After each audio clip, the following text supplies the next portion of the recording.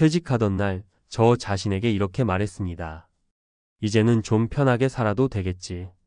서류 정리하고 퇴직금 확인하고 마지막 출근길의 햇살까지 따뜻했던 그날. 제 통장에는 5억이 있었습니다. 30년 가까이 치열하게 일해 마련한 제 인생의 결과물이었죠. 그런데요. 3년이 지난 지금 제 통장엔 영원히 남았습니다. 말 그대로 빈털터리입니다. 노후를 맞이한 많은 분들이 이런 환상을 가집니다. 이 정도면 충분하겠지. 이제는 도와줄 사람은 도와줘야지. 적당히 굴리면 이 돈으로 평생 쓸 수 있겠지? 저도 그랬습니다. 하지만 저는 은퇴 후 3년 만에 가장 크게 후회하는 선택 3가지를 정리해 놓고 하루에도 몇 번씩 되새깁니다. 혹시나 이 글을 보시는 분 중 아직 은퇴를 앞두셨거나 이제 막 은퇴하신 분이 계시다면 꼭 기억해 주셨으면 합니다. 후회 일 가족에게 너무 많이 베푼 것. 은퇴 첫 해 큰아들이 결혼했습니다. 아버지, 전세금만 좀 도와주시면. 이 말에 저는 고민도 하지 않았습니다. 1억 5천을 바로 지원해 줬습니다. 며느리가 아이를 낳자 또 도와줬고 둘째 딸에게는 학자금 보태주고 막내 아들에게는 창업 자금까지 냈습니다. 그러고 나니 3억이 넘게 빠져나갔더군요. 그때는 가족이니까 당연하다 생각했습니다. 하지만 은퇴 후엔 수입이 없습니다.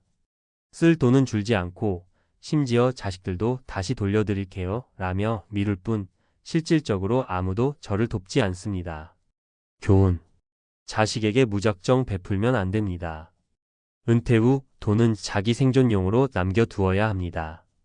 도움은 일정한 범위 내에서 조건 있게 주는 게 맞습니다.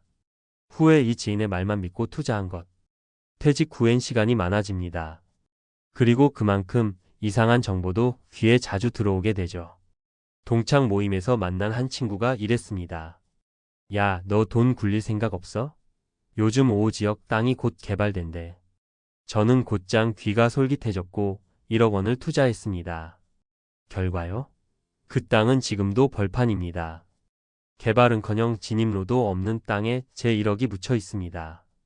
뿐만 아니라 월 수익률 2% 보장이라는 말에 혹해 투자한 사모펀드도 결국 투자사 부도로 다 날려버렸죠. 사실 알고 보면 이 모든 투자의 공통점은 단 하나였습니다. 제대로 공부도 안 하고 사람만 믿고 결정했다는 것. 교훈. 은퇴 후 자산은 증식보다 보존이 우선입니다. 본인이 이해 못하는 투자엔 절대 손대지 마세요. 친구가 알려줬다는 건 절대 검증이 아닙니다. 후에 삶체면 때문에 지출을 줄이지 못한 것. 처음엔 카드를 긁을 때 전혀 부담이 없었습니다. 5억이나 있는데 뭐 어때 싶었죠. 후배가 고깃집을 예약하면 제가 계산했고 아내와도 매달 해외여행을 계획했습니다. 그렇게 은퇴 전과 같은 소비 패턴을 그대로 유지했죠. 문제는 1년, 2년이 지나며 점점 줄어드는 자산을 실감하면서부터였습니다. 줄이려고 해도 이미 체면과 습관이 만들어 놓은 삶의 틀을 벗어나기가 어렵더군요. 특히 친구 모임에서는 자꾸만 그래도 내가 낼게 하는 말이 입에 붙었습니다. 그게 결국 제 발목을 잡았던 거죠. 교훈. 은퇴 후에는 반드시 소비 습관을 재정비해야 합니다. 주변 시선, 체면보다 중요한 건 생존력입니다. 처음부터 소득 수준에 맞는 소비로 재설계해야 합니다. 마무리하며 베풀 때는 기준이 필요합니다. 저는 지금 아파트도 팔고 작은 전셋집에 들어가 살고 있습니다. 아내와 함께 생활비를 아끼며 지내고 있죠. 하지만 지금도 가끔 아들, 딸이 연락하면 제 마음은 흔들립니다. 그래도 아버지인데. 그런데요, 이젠 절대로 무작정 도와주지 않습니다. 저는 제 남은 노후를 누군가의 지갑이 아닌 나 자신의 보호자로 살아가기로 결심했습니다. 은퇴란 이제 남은 인생을 나답게 살아도 된다는 신호지 모두를 돕는 후원자로 살아가라는 말은 아닙니다. 핵심 정리. 가족에게도 선을 그어라. 무작정 베풀지 말고 노후 자금은 사수하자. 모르면 하지 마라. 은퇴 후 투자는 수익보다 보존이 더 중요하다. 체면 내려놔라. 소비를 줄이는 것이 자존심을 깎는 게 아니라 인생을 지키는 방법이다. 혹시 지금 은퇴를 앞두셨거나 자산이 조금 있다고 마음이 느긋하신가요? 그렇다면 이 세 가지 후회를 꼭 기억하세요. 돈보다 더 중요한 건 그 돈으로 살아갈 지속 가능성입니다. 전문가 시선 5억 있어도 3년이면 영원히 될 수 있다. 은퇴 후 자산을 지키기 위한 세 가지 핵심 경고.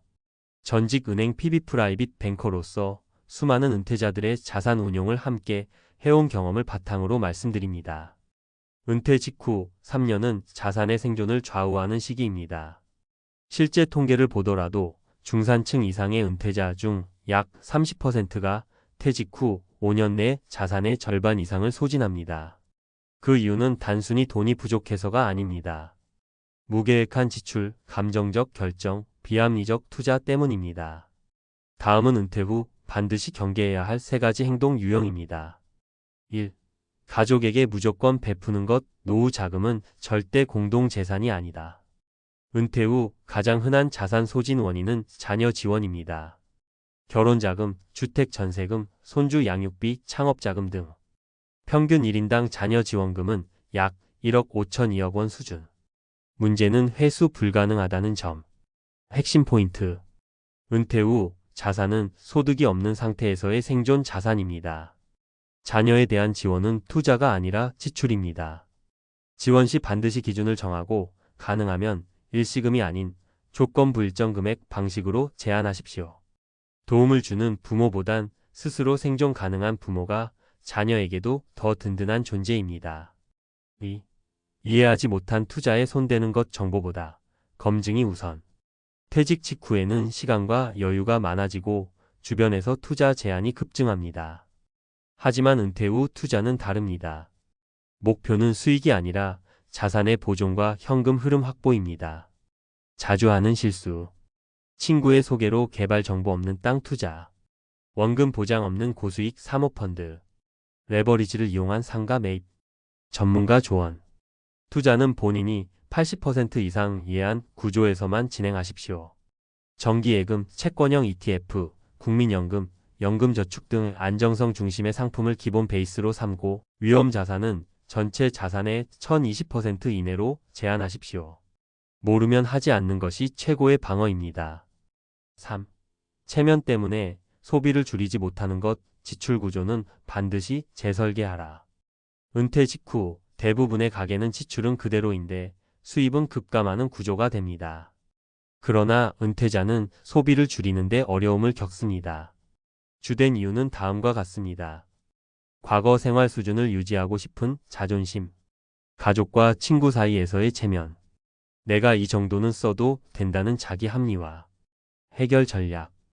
은퇴 즉시 월간 고정 지출표를 만들고 최소 30% 절감할 수 있는 항목을 찾으십시오. 자동차, 외식, 통신비, 레저 등에서 가시적인 절감 효과를 볼 수 있습니다.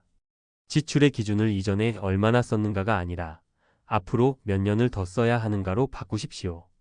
은퇴 후 자산 설계의 원칙. 항목 권장 전략. 자산 운용 안정형 중심 예금, 연금, 채권형 상품. 투자 자산 전체의 1020% 이내로 제한. 월 지출 은퇴 전 대비 6070% 수준으로 절감. 가족 지원 조건 불시적 지원만 허용. 원칙 정립 필수. 예상 수명 최소 30년 생존 가정하에 설계해야 안전. 결론. 은퇴 후 베품도 투자도 소비도 기준 없이 하면 무너집니다. 은퇴란 더 이상 돈을 벌지 않는 인생 후반전의 시작입니다. 수입은 줄고 지출은 계속되며 물가는 오릅니다. 이런 환경에서 가장 큰 리스크는 감정적 선택과 체면 유지입니다. 은퇴 후 삶은 자산을 어떻게 불릴까보다 어떻게 지킬까가 핵심입니다. 지키는 법을 모르면 5억도 10억도 3년 안에 사라질 수 있습니다. 자신과 가족의 미래를 위해 지금이라도 지출 구조 점검, 자산 리밸런싱, 가족과의 재정적 거리두기를 시작하십시오. 지금의 작은 결단이 10년 뒤의 생존을 결정짓습니다.